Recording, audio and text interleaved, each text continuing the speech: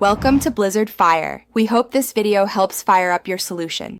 You begin by confirming prerequisites and getting the first actionable items done.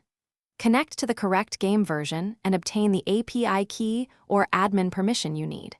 Once you have credentials, install the tracker software and required libraries. This prevents mismatches later. Make sure to run the initial integrity check so missing files surface early.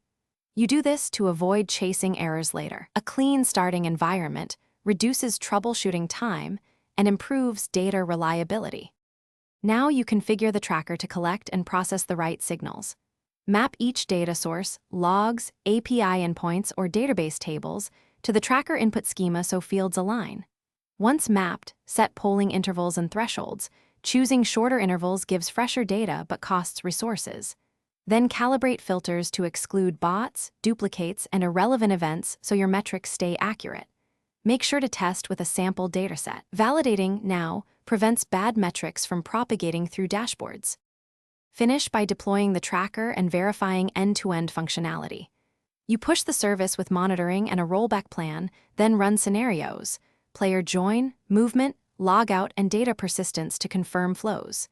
Inspect live logs and dashboards for expected events and latency. If data lags, increase throughput or adjust polling.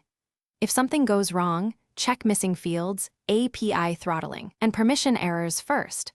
One common fix is reissuing the API key or expanding rate limits to restore normal operation quickly. Thanks for watching. If you found this helpful, don't forget to like and subscribe.